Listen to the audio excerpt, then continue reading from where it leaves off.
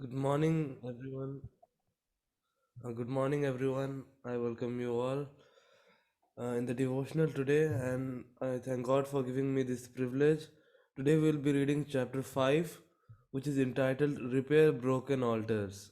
And the memory text for today is First Kings chapter 18, verse 30.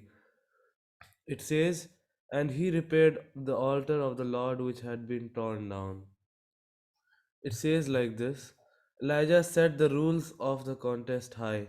The priests of Baal would call on their God. He would call on the name of the Lord, and the one who answered by fire would be acknowledged as God. The people agreed. The priests of Baal must have looked nervous. These ministers of Baal worshipped, prepared their sacrifice, and called upon in the morning, long for Baal to hear their prayers. There was no answer.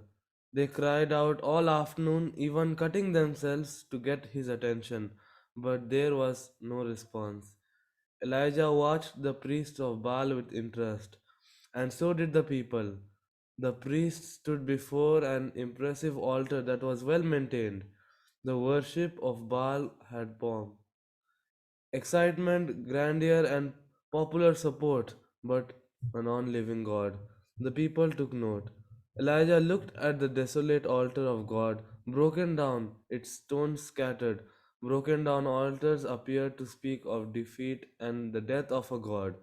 Broken down altars seem to tell of weak gods of the past, not the living God of now.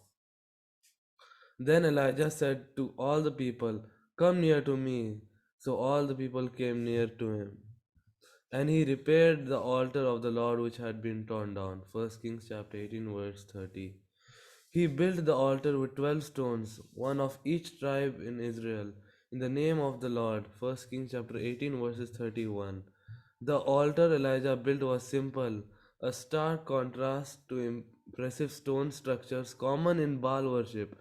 He did not build to impress the crowd pressing around him. He built simply to worship God. We have broken altars today. Many of our homes have places to eat, sleep, shower, and entertain ourselves, but not to worship God. Sometimes our technology has become our altar, our place of worship in awe.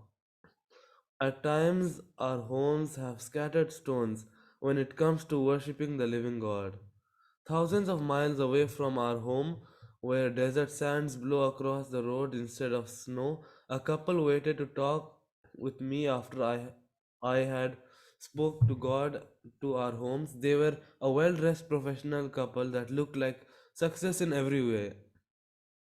Yet, as I walked up to them, there was a sadness in their eye that spoke of deep trouble. They had the trappings of success, the admiration of the community, but their marriage was falling apart. They had become too busy for each other, their children, and God.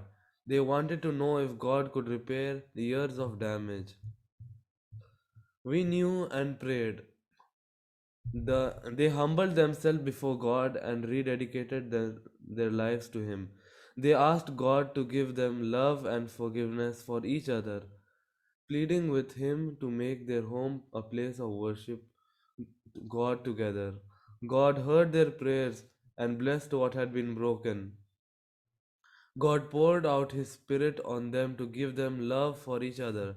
They determined that God had their house, that their home should be a place to worship God every day. As they began the practice of gathering their family worship God in the and gathering together to worship God in their home, their children resisted. "Do we have to come?" they whined. Family time had been full of verbal fighting in the past. The children could not imagine that being together for anything could be enjoyable, much less fun. The couple patiently called their children the day after to come and read a short story from the scriptures and to pray together as a family. They asked God to help them make their worship time as a family something special. God heard their prayers.